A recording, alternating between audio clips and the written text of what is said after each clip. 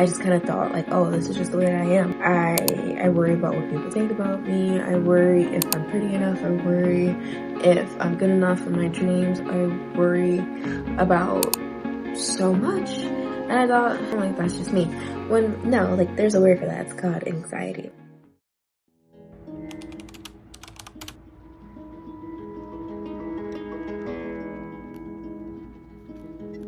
We're getting boba, and by we, I mean me and my 2 friends.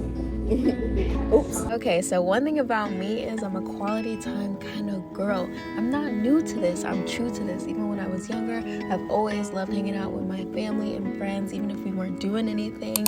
It was just nice to have company. I just love a good, cozy, yappy girl time session. It's a video.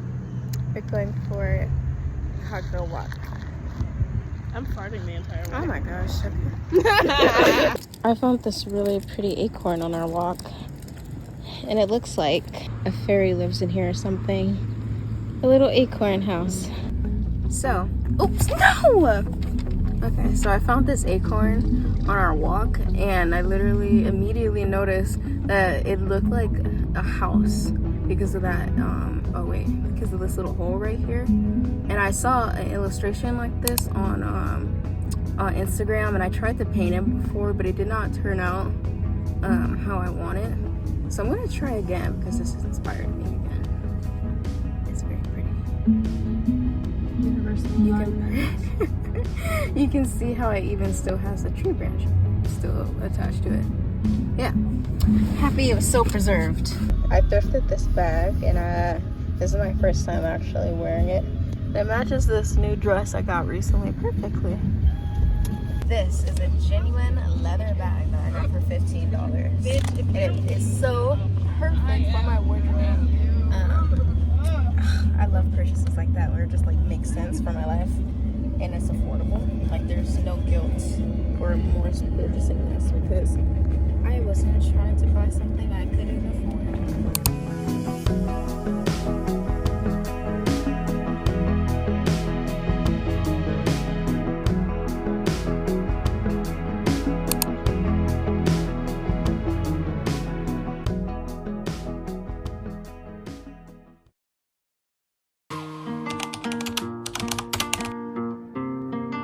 I'm at the Lyle. I have a client photo shoot. They just told me that they are walking to the fountain now. And yeah, we're gonna do this, hopefully before it rains. So we just changed locations. We're by the water now, and I'm trying to get the city skyline in the back while balancing some nature in it. And this is where we are.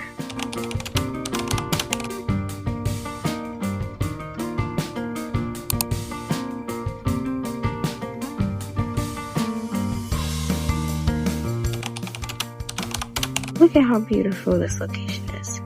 We just got some very beautiful pictures here. It's so moody and carefree. I love how moody the sky looks. It literally looks like it's about to storm. And it makes for the perfect backdrop for these photos because we have the balance of like this delicate glowy lighting and then the change when the moody clouds start to come in. So they actually have a lot of range to choose with these photos, which makes me excited. We're getting ready to wrap our session. I'm so glad that we came to the Lao today because we found the perfect location being around all these like wildflowers and grass, and we have this beautiful view of the conservatory behind us right there.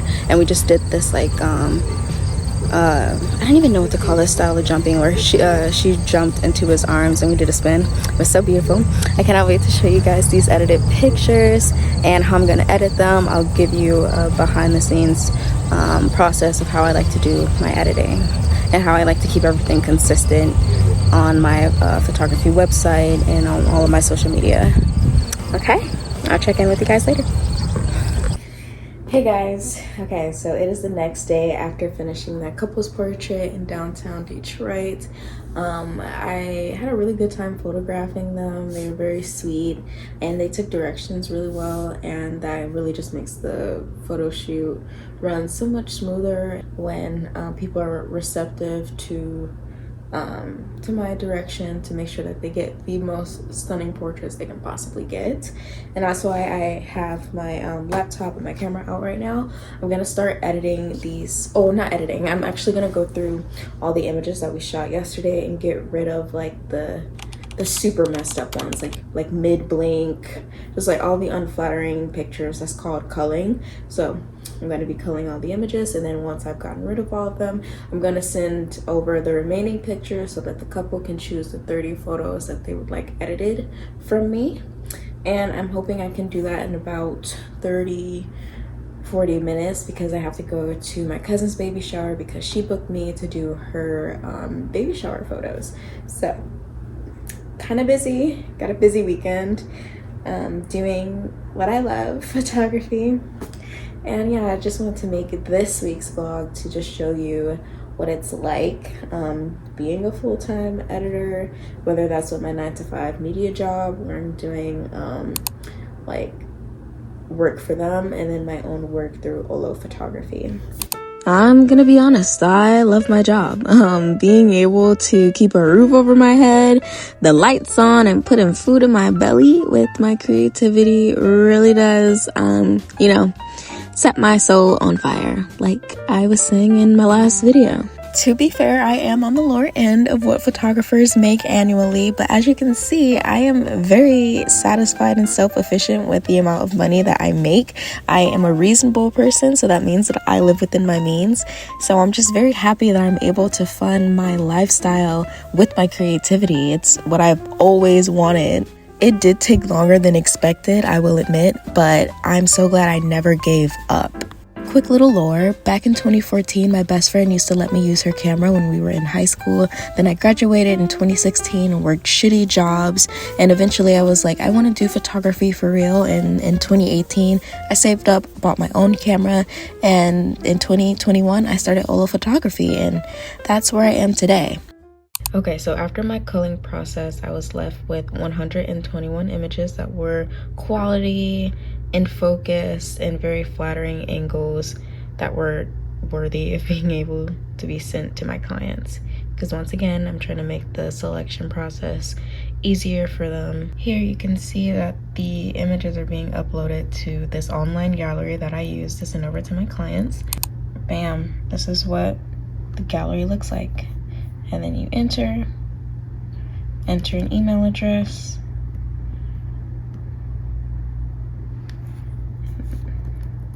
and you can scroll through. And then here you can see the icon that pops up, and they can like it. That way I know which 30 photos out of the 121 that I uploaded that they would actually like to be edited. Everything is gorgeous. If they would like to receive more images from their gallery, there's an additional fee, and the pricing kind of varies depending on how severe of an edit that I need to do, and the quantity of photos that they would additionally like to receive. And yeah, that's it, baby. I'm going to email this over to them so that they can get started.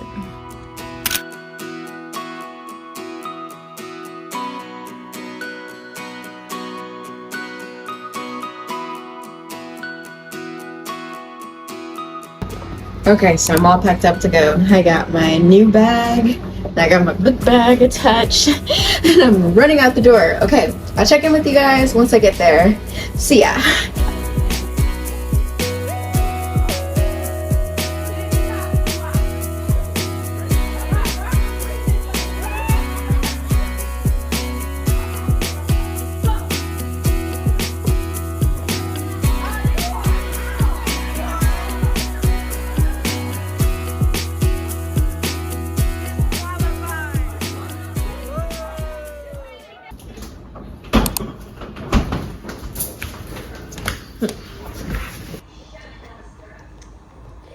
It's exactly what I was hoping it was. Even if it does have tiny baby shrimp. It really is tiny baby shrimp. It's like pathetic. It's like, I don't even want to say cocktail shrimp, because cocktail shrimp is still bigger.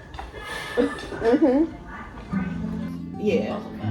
Like he was lot of people think he was very intimidating because of how tall and like just wide he was.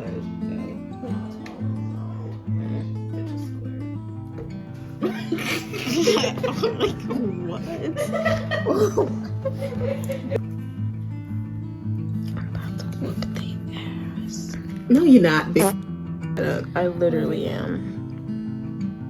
Starts with that. Or if it's a wild. Yeah. If it's two wilds. Yep. What the? What?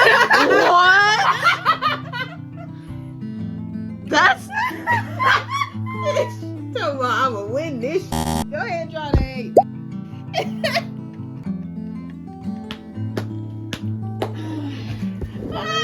Red. Red? Okay, perfect.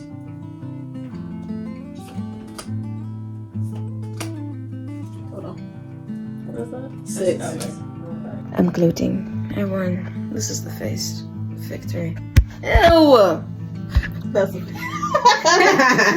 continue. Oh, I did smack the shit out of your hand. So yeah, I think I want to know about like my dreams and overall like what's the going ons.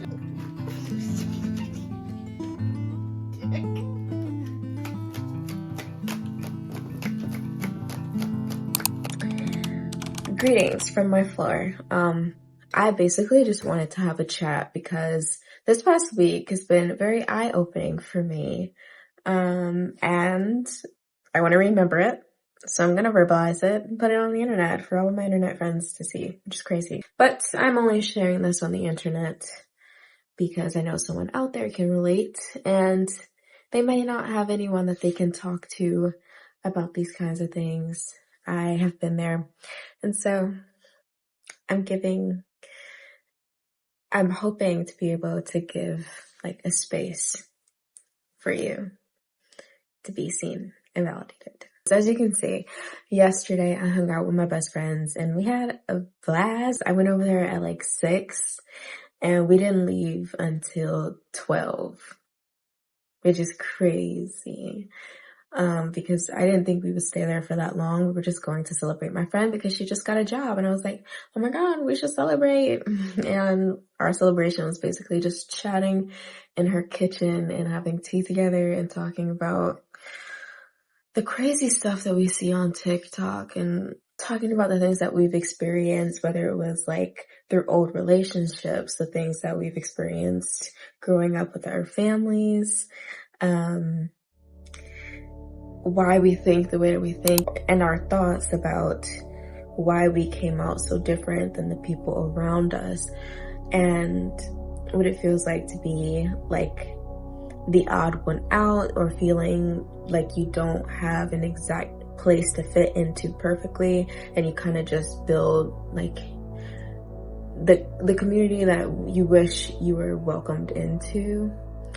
And I don't know, it's just I love our girl talks like that. I love being able to like share deep and intimate things about me that not many people know. Oh my gosh, okay, so I'll share this. This is kind of crazy because, you know, people that I know will be able to see this. But I was basically sharing like how when I was 19, I had a lot of insecurity issues, but I wasn't completely aware of them and why I had them. I just kind of thought like, oh, this is just the way that I am. Like, I'm just like, I worry about what people think about me. I worry if I'm pretty enough. I worry if I'm good enough for my dreams. I worry about so much. And I thought, oh my God, that, you know, like that's just me. When, no, like there's a word for that. It's called anxiety and fear.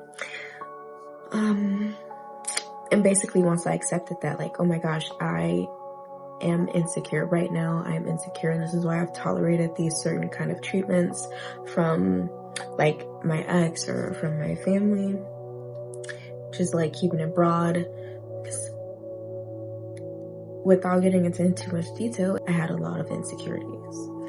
And I did not want to admit that to myself and see it for what it was. And because I didn't allow myself to see how desperately I wanted someone to love me, how desperately I wanted to be validated by someone else, I kind of just like accepted the bare minimum and thought that it was everything. I thought that that was the best treatment I could possibly get when it was so below bare minimum. Like, just so below bare minimum. And then when I turned 20, I kind of had an inkling that I still needed to do more work, like accepting that I was insecure and that I didn't deserve, that wasn't going to be enough. I had to like prove that to myself consistently, time and time again. And that led me down some other adventures and tales that I may share another time in more detail, in like a different kind of sit down serious video. But what a time to be alive. My early 20s were honestly movie worthy. I might write a book. I got my journals. I started journaling when I was 21. And so that's like 5 years worth of journaling that I'm sure I could publish into a book or something. And yeah, basically just we were recanting basically our 20s and how they've been going so far, like I mentioned in my last vlog about being in love with life and how my 20s have been going so far. I don't know, I love this period of my life. It has been so wonderful and beautiful and gut-wrenching too, but like all of it is very meaningful to me. All of it has like a purpose. Everything that I have experienced isn't going to be something that just happened to me. It's going to be like transformed and transfused into something that can like help guide me in the direction that I want to go. And yeah, our energy was kind of like radiating off of each other. Like my friend Max would have a good point and then we would like dissect that, and then I'd have a good point and we dissect that, and then I have a point and we dissect that together and like uncover all these layers together. And it was really beautiful, and I felt so good. I felt so loved and held, and I basically just want to recreate that feeling over and over again, because it kind of just like reaffirms that I am on the right path. I am capable of creating strong bonds with people who have a good head on their shoulders and aren't afraid to be vulnerable and don't mind being wrong or being silly or being whoever they are that day. I just feel very stifled when I'm around very limited people who have based their whole entire lives on what the mass of people are doing and what the mass of people are saying in order to not feel like the odd one out, like I mentioned before. Like, I have always been the odd one out, and it would make me feel bad, but it never stopped me. Whereas I've noticed that when people do reach like that certain like level of tension of being the odd one out or being different, they kind of like will shrink themselves to fit into the majority. Whereas like I would be like, while it sucks and it doesn't feel good, I refuse to be myself any other way. Like, I'm not going to change what I like to fit in. And that's just point blank period. And my friends are like that too. And I think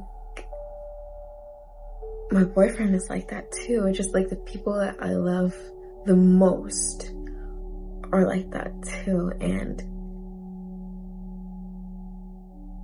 it makes me really happy, because it can be hard to go against the current, and it can be alienating, but I would reckon that the alternative is worse, because like these people, a lot of times will be living a life that they're not proud of. And I can't be around that.